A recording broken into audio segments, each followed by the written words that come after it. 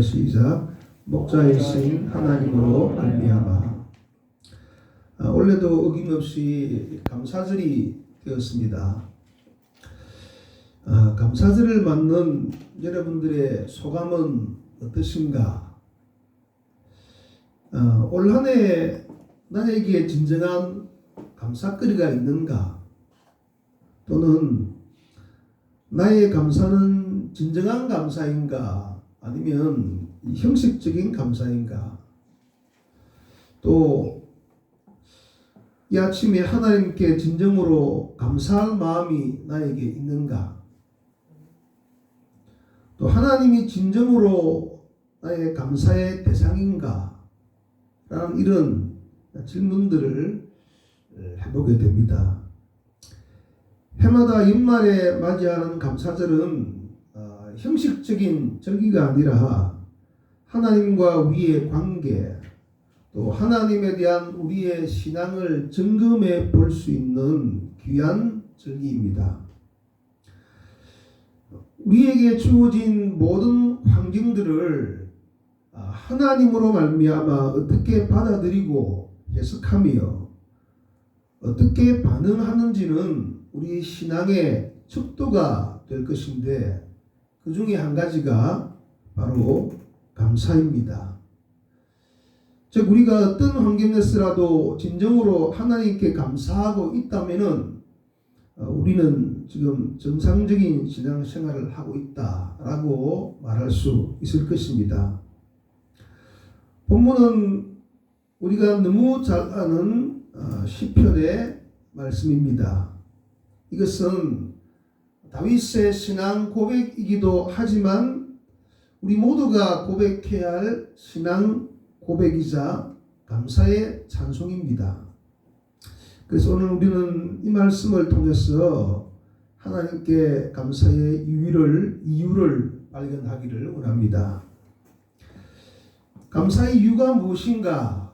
본문은 그것은 하나님이 우리의 목자가 되시기 때문이다, 이렇게 말씀합니다. 여호와는 나의 목자시니. 목자란 양에게 절대적인 존재입니다. 이스라엘 그 환경에서 목자 없는 양이란 존재할 수가 없습니다. 목자 없는 양이란 야생에서 생존 자체가 불가능한 것입니다. 이것은 성도에게 하나님이 그런 존재라는 것이죠. 하나님이 없는 성도란 존재할 수가 없다. 성도란 철저히 예수 그리스도로 인한 하나님을 믿고 사는 존재이며, 모든 것을 그 하나님께 의존하며 살고 있는데, 하나님이 없다면 성도가 어떻게 살 수 있단 말입니까?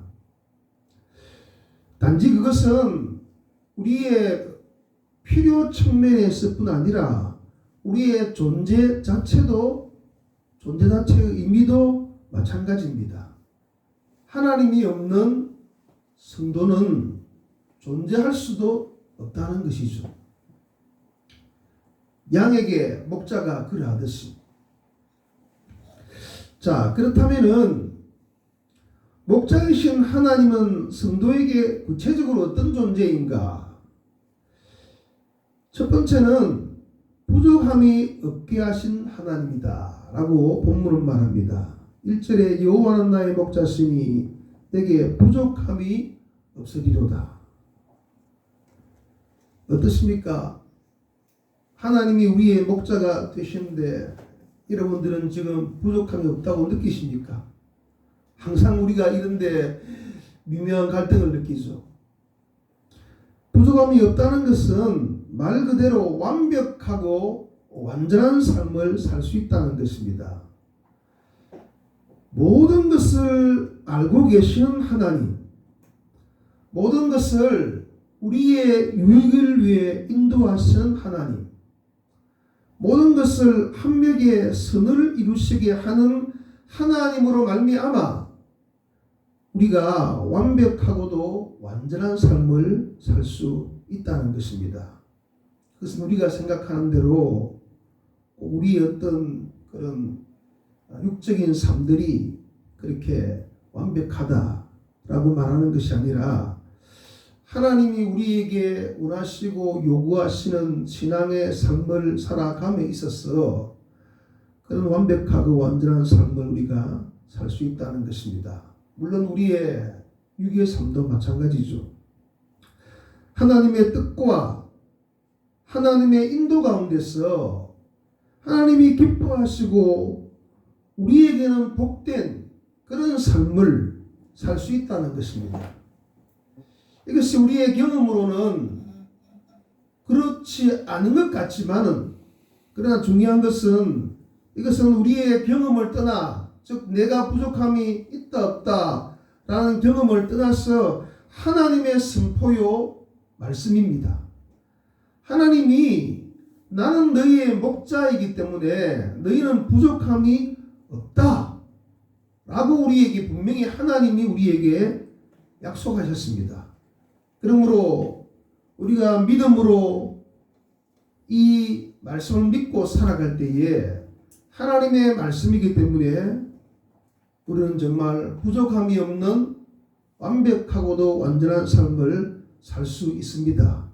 여러분들이 그것이 무엇인지 곰곰이 생각해 보시면 충분히 이해하시고 우리가 지금 그런 삶을 살고 있다고 확신하실 것입니다. 두 번째는 우리를 인도하시는 하나님이다.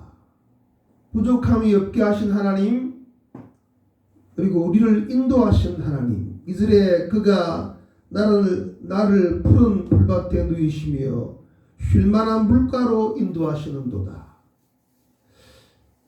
푸른 풀밭, 이 쉴만한 물가란 양에게 생명의 안전과 유지를 위한 안식처가 아닙니까? 그야말로 참 양들이 평화로이 풀을 뜯어먹고 물을 마실 수 있는 그런 안식처입니다. 이처럼 하나님은 성도의 삶과 생명을 안전하고도 확실하게 유지시켜 주시는 분이라는 것입니다. 양이 스스로 야생에서 목초지와 시냇가를 발견할 수가 없죠. 목자를 따라가야 되는 것이죠. 이처럼 하나님은 우리의 무지와 어리석음에도 불구하고 우리를 가장 좋은 길로 인도하시는 분입니다.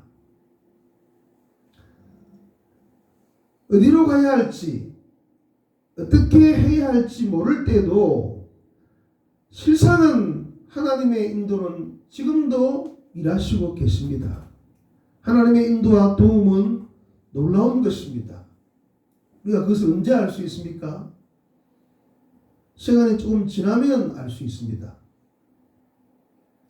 그래서 우리가 알지 못했던 우리의 삶의 푸른 초장, 우리가 알 수 없었던 쉴만한 물가로 하나님은 인도하시는 것입니다.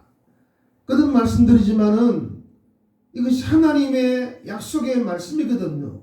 너희가 나를 목자로 바르게 믿으면은 너희가 알지 못하는 푸른 초장 쉴만한 물가로 내가 인도할 것이다. 세 번째는 새 힘을 주시고 의의 길로 인도하시는 분이다 라고 말씀합니다.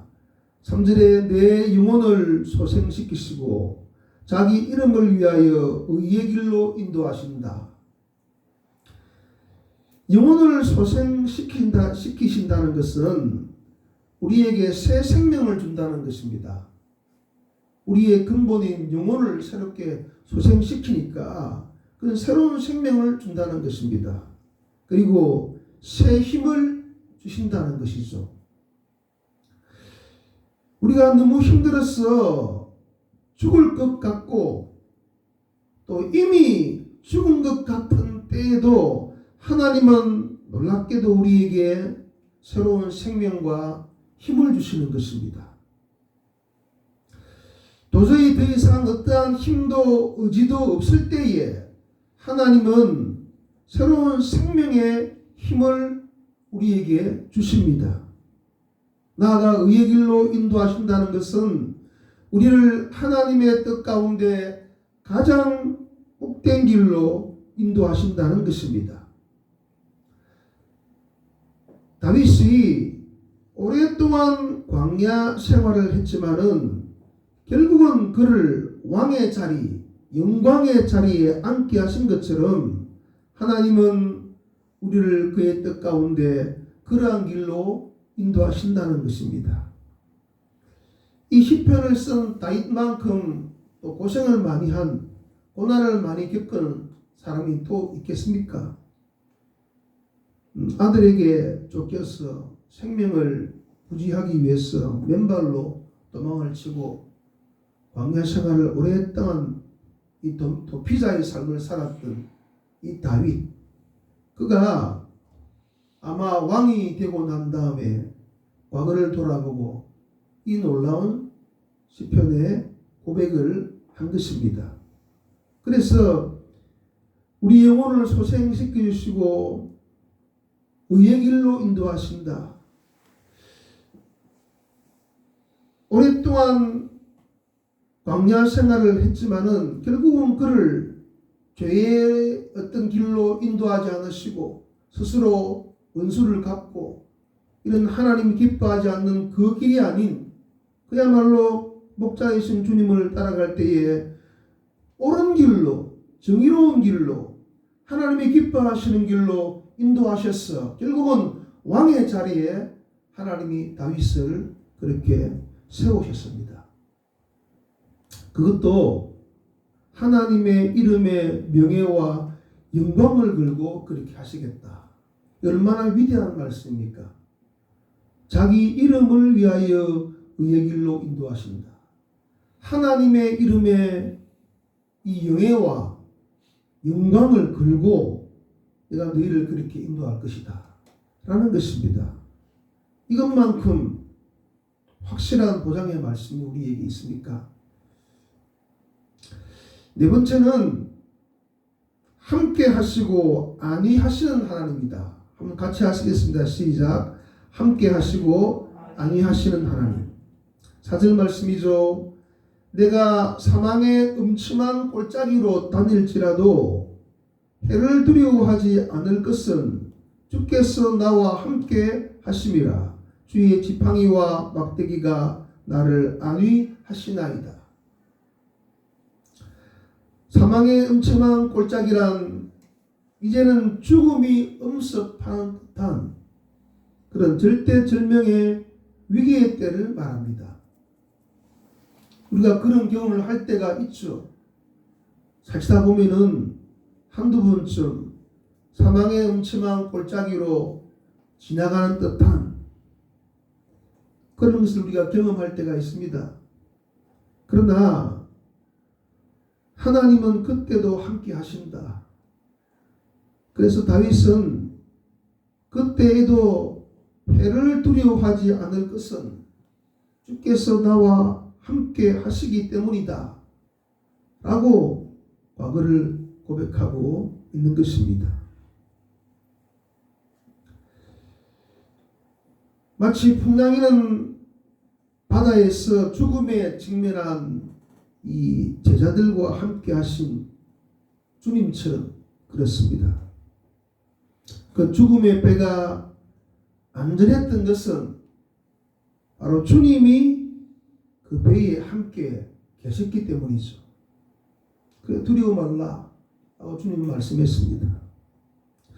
그처럼 우리가 이제 정말 죽겠구나 하는 그런 절대절명의 순간에도 하나님은 함께 하신다는 것입니다.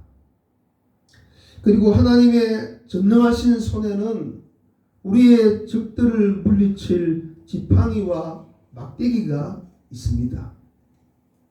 그 당시 목자들에게 최고의 어떤 무기는 바로 이 지팡이, 막대기가 아니겠습니까?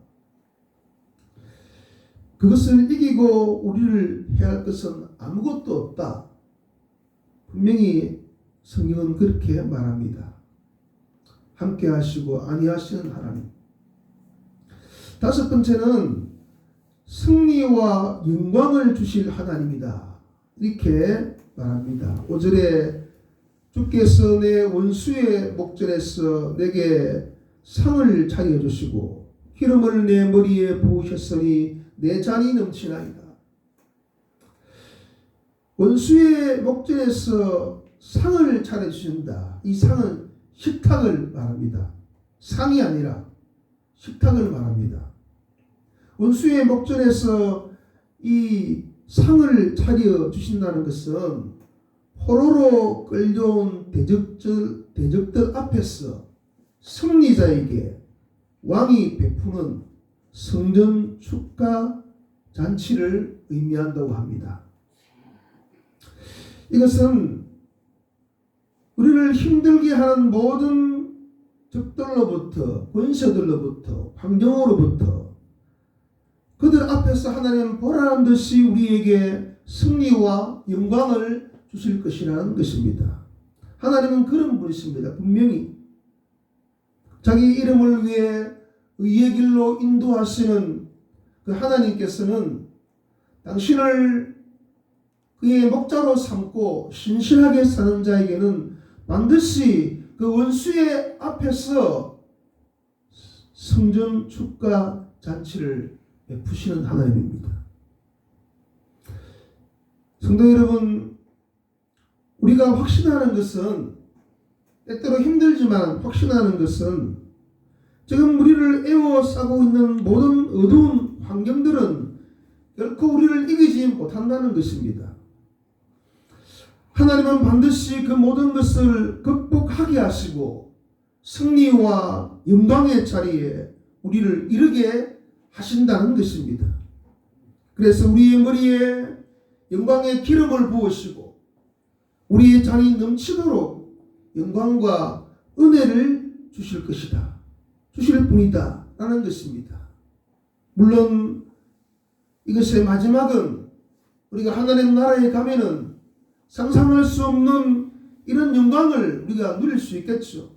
그러나 다윗이 천국 가기 전에 맨발로 도망다니는 그가 왕의 자리에 앉았어 이스라엘 역사의 최고의 그런 평화의 시대, 강력한 나라의 권세를 누리는 시대 왕이 되었던 것처럼 하나님은 목자이신 하나님은 우리가 하나님 말씀대로 살아갈 때에 그런 승리와 영광을 우리에게 주신다는 것입니다. 마지막 한 가지는 앞으로도 함께 하실 하나님이다. 같이 하실 것 시작. 앞으로도 함께 하실 하나님. 6절 말씀 우리 같이 한번 읽어볼까요? 내 평생의 선하심과 인자하심이 반드시 나를 따르니 내가 여호와의 집에 영원히 살리로다. 아멘. 다윗은 확신했습니다. 과거에도 함께 하셔서 지금의 자리에 이르게 하신 그 하나님이 앞으로도 평생에 나와 함께 하실 것이다. 내 평생에 하나님의 선하심과 인자하심이 반드시 나를 따를 것이다. 성도 여러분, 우리의 확신은, 우리의 감사는 과거의 하나님이 미래의 나의 하나님이 되신다는 것입니다. 믿으시죠? 우리의 확신과 감사는 과거의 하나님, 나의 하나님은 미래의 하나님이 되신다는 것입니다. 그래서 제가 늘 말씀드리고 제가 기도하는 내용을 말씀드렸습니다. 제가 어려울 때마다 내 어릴 적에 나를 찾아오셔서 나를 만나주시고 말씀하신 그 하나님 지금도 나와 함께 하심을 믿는다. 여러분들이 저 어릴 때 얼마나 많은 은혜를 받으신 줄 모르시죠? 아시면 놀라실걸요. 나이 20살에 농담만 진담만으로 말씀드리지만 저는 그때를 잊을 수가 없습니다.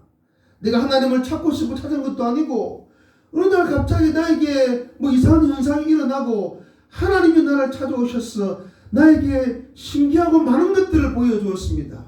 그래서 믿음이 희미해지고 어려움이 있을 때마다 저는 하나님께 간절히 기도합니다. 내 어릴 적에 나를 찾아오셔서 나를 만나주신 그 하나님이 지금도 나와 함께 하심을 믿습니다 라고 기도합니다.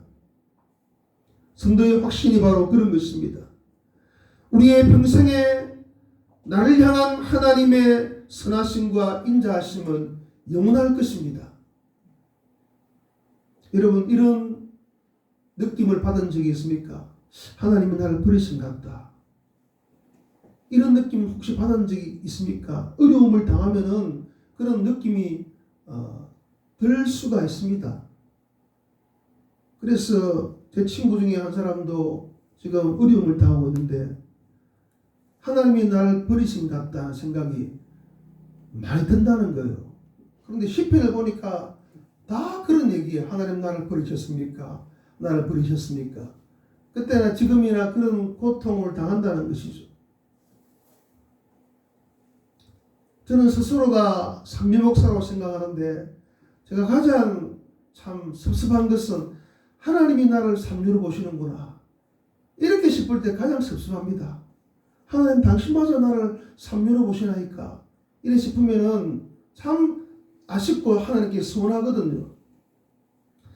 우리가 뭐 인류든 삼위든 성경은 말합니다. 우리의 평생에 우리를 향한 하나님의 선하심과 인자하심은 영원할 것이다. 그래서 그 결과 다윗은 하나님의 집, 즉 하나님이 통치하시는 하나님이 계시는 하나님의 품, 하나님의 집에서 영원히 내가 살 것이다. 살 수 있고 나는 그렇게 살고 싶다는 것이죠. 이것이 바로 목자이신 하나님으로 말미암아 우리에게 주어진 은혜입니다. 성도 여러분, 다시 한번 질문드립니다. 저도 그렇게 질문을 스스로 한 내용이죠. 감사절을 맞는 여러분의 소감은 어떠하십니까? 감사절이다. 감사한금 해야 되는데 무슨 감사거리가 있었는가? 나는 진짜 감사할 만한 게 있는가? 나는 지금 그렇지 않는데 이런 생각들 하시지 않습니까? 진짜 감사가 있는가? 하나님은 여러분이 진정으로 감사할 만한 분이신가? 올 한 해를 돌아볼 때에 진정으로 감사의 제목이 떠올라서 여러분들이 감사한금을 내셨습니까? 세상 사람들도 감사가 무엇인지 잘 알고 감사의 삶을 사는 사람들이 많습니다. 그들도 우리가 일반적으로 느끼고 아는 감사와 그 이유들을 잘 알고 있습니다. 그래서 지독한 병과 어려움을 겪고 난 후 그들은 말하기를 살아있는 것만으로 감사하다. 이렇게 그들도 말합니다. 예상치 못한 일을 겪고 난 후에 평범한 것의 소중함과 일상의 소중함을 알고 그러한 것에 감사함을 절감했다 라고 다들 그들도 고백합니다. 또 사람들의 이 감사는 상대적인 것입니다. 일반적으로 볼 때에 상대적인 것으로 감사합니다. 즉 나보다 나은 사람들을 볼 것이 아니라 나보다 못한 사람들을 보면 감사가 생긴다라는 것이죠. 일반적인 논리입니다. 힘들어. 너보다 돌아봐라. 너는 가난하고 못한 사람 많다. 그들 보면 네가 감사할 수 있을 거 아닌가. 이렇게 그들도 말합니다. 사실이죠. 우리보다 못한 사람은 얼마든지 있습니다. 근래에 우리나라에 왔다 간 사우디 왕처자에 비하면 우리는 그냥 앞집 아줌의 도구의 삶과 비슷하지 않는가. 재산이 900조나 하더라. 상상도 할 수 없는 그런 사람에 비하면 우리는 정말로 그냥 사는 거죠. 그냥 숨만 쉬고 그냥 쌀만 먹고 사는 거죠. 그러나 우리보다 못한 사람도 얼마든지 있습니다. 우리가 상상할 수 없는 고통에 처한 사람도 많습니다. 얼마 전 인터넷 보니까요. 20년 동안 불치병으로 고통받는 딸이 내 엄마한테 이런 말하면 엄마 가슴 아플까 싶어서 말하지 못했지만 처음으로 마지막으로 얘기하는데 엄마 하루라도 아프지 않고 내 죽고 싶다. 그 부모 그 엄마 같으면 우리가 그 당사자 같으면 그 마음이 어떻겠습니까? 도체가 하루라도 아프지 않고 죽고 싶다. 우리가 어떻게 그런 사람의 심정을 이해할 수 있습니까? 그런 사람들에게 우리처럼 그냥 쉽게 감사하라고 말할 수 있겠습니까, 여러분? 그런 것을 볼 때면 상대적인 감사는 진정한 감사가 아닙니다. 왜냐하면은 만약 우리가 그런 처지에 있다면 지금처럼 감사할 수 없을지 모르기 때문입니다. 인도되니까 감사가 말 나오지. 내 딸이 20년 동안에 아팠고 그의 마지막 소원이라는 것이 하루라도 아프지 않고 죽고 싶다는 것이 소원이라면 여러분들은 감사가 있어지겠습니까? 그런 처지에 있다면 지금처럼 감사할 수 있다는 자신이 없기 때문에 상대적인 감사는 진정한 감사가 아닐 수 있다는 것입니다. 성도 여러분, 그러기에 진정한 감사는 어디에서 옵니까? 바로 목자이신 하나님으로부터 옵니다. 오늘 시편에서 말씀하신 이 목자이신 하나님을 알 때 오는 감사가 진짜 감사입니다. 왜 그렇습니까? 왜 그렇다고 생각하십니까? 하나님은 누가 어떤 환경에 처해 있든지 이런 감사를 할 수 있게 하실 분이라는 것을 믿기 때문입니다.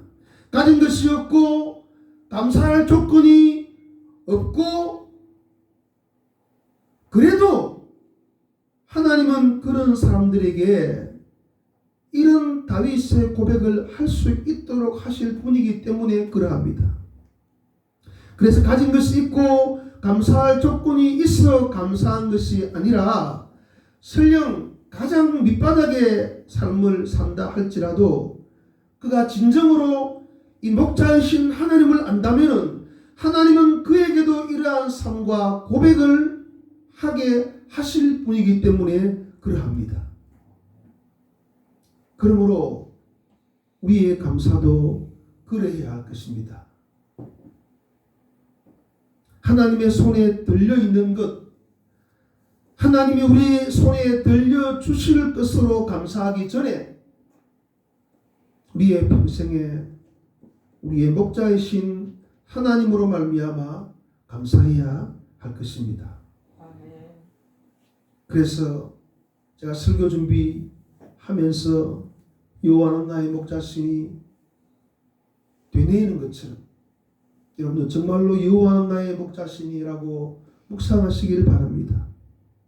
분명한 것은 올 한 해 동안도 분명히 목자이신 하나님의 그런 은혜가 있었을 것입니다. 없다고 생각하시면은 제가 보기에 신앙인이 아닙니다. 그러나 신앙인이 일부러 끄집어 내을 수 없는 감사를 끄집어 내어서 그런 것이 아니라 그런 감사가 정말로 하나님이 함께 했다는 걸 하나님이 깨우쳐 주시거든요. 나는 정말 힘들었고 또 나의 힘으로 견딘 것 같지만 돌아보면은 하나님이 그렇게 견디게 하셨고 나는 불평이고 원망이지만 내가 알지 못한 가운데 하나님은 정말 나와 함께 하셨다 라는 사실들을 성령은 분명히 우리에게 깨닫게 해 주시는 것입니다.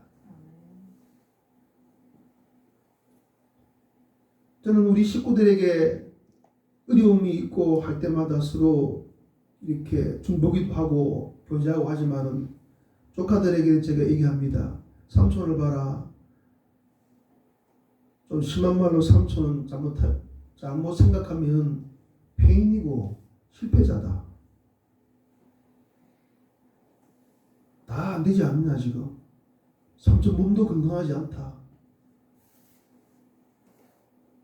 실제로 그렇게 생각될 때가 솔직히 있습니다. 근데 어느 한날 새벽에 거실에 기도하는데 네가 견디서 견딘 게 아니다.